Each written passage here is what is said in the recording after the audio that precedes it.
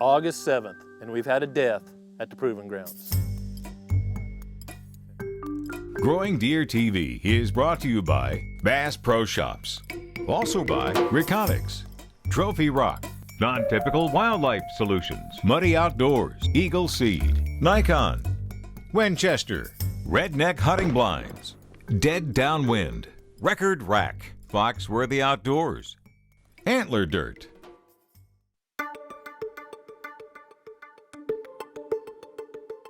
Every August, I hope I don't find dead deer near water sources.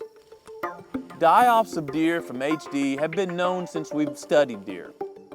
But this year, with the drought being so widespread and so severe, we could have one of the largest outbreaks of HD, hemorrhagic disease, that's been recorded since we've been studying deer.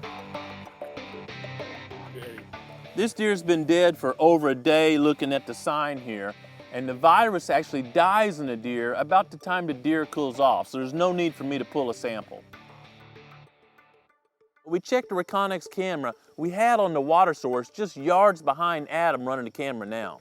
And just as we all expected, there's pictures of this exact buck coming to the water with his tongue hanging out.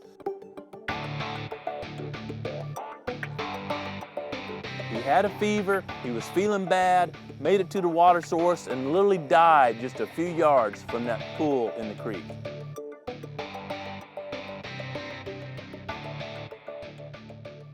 Deer that have the acute form of this virus typically will get in the water trying to cool off from the fever. And that's why this time of year, if there's a big outbreak of EHD, more than likely you'll find carcasses near or at the edge of the water. The bad news is deer are going to keep coming to these water sources for a long time. There's no big rain in sight. And the only thing that's going to kill these midges or biting flies is a frost. The first frost date here in Missouri usually occurs around October 14th, more than 2 months away. But if you find deer that are acting depressed or droopy or not afraid of man or very fresh killed by water, please get a hold of your local biologist, have them collect a sample, and we can confirm how large the outbreak is this year. We all need to work together to monitor this disease and see the impact so we know how to set harvest regulations this fall. I just want to assure everyone that EHD and blue tongue has been reported for a long time. It's not going to destroy our deer herds. It probably will have a pretty major impact in some areas, and we may need to back off that deer herd just a little bit, but deer have the ability to repopulate rapidly, and we'll be back in the game very soon. There's a great simple publication online from the Southeastern Wildlife Disease Cooperative. They're the best in the world about wildlife diseases, and I've got a link to it right below here. If you click on that link, it's full of great pictures and an easy description that will help you understand and diagnose HD. Today we're moving our muddies from a tree just behind the camera to this huge post oak just over my shoulder because it provides more cover throughout the season.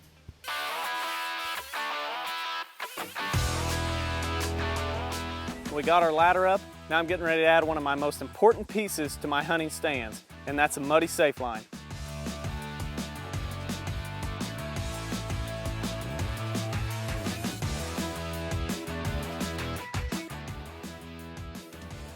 A simple technique to avoid cutting your shooting lanes year after year after year is go by your local hardware store and pick up a bottle of Tordon RTU. Once you've picked up your Tordon RTU and you've cut the tree, you want to treat the outside edge of the stump to kill the roots and ultimately avoid stump sprouts in the future.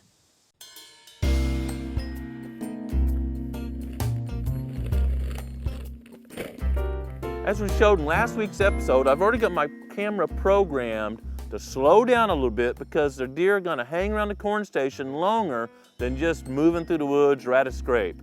So I'm taking a burst of 3 pictures, delayed 10 seconds each picture. Then after that, the camera's going to set on idle for 5 minutes.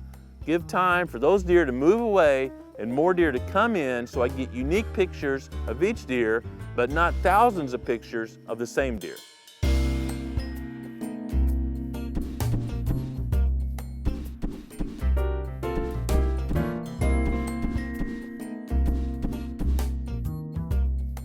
I'm going to swap cards this morning, run all our cameras, go back to the office, and see what's happening. 621 pictures, so we are looking good. We keep our Reconyx cameras out year-round, but oftentimes we're putting them on trap sites or over water sources, but this time of year, we always pull them into our trophy rock places and add a little record rat corn in an effort to attract all the deer to each site so we can do a survey of the deer herd. There's a lot of science involved in a tro camera survey, but even without that science, it's a huge amount of fun just seeing which bucks survive from hunting season to hunting season and how much they've grown for this upcoming year.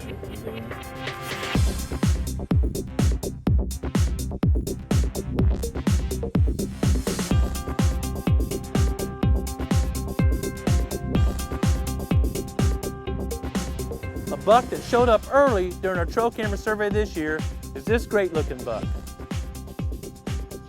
Bean flipper almost looks like a muley with that big branch and then split tines on the ends. I am not 100% certain that buck is bean flipper, but it sure looks that way, and it'd be interesting if this in fact was his 2-year-old, 3-year-old, and that's him as a 4-year-old. If you like this kind of information, we often post pictures daily on our Facebook page of bucks we're studying and tell you why we've estimated their age as we have.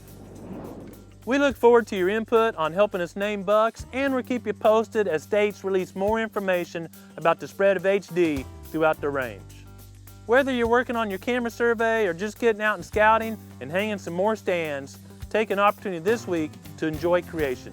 Thanks for watching GrowingDeer.tv.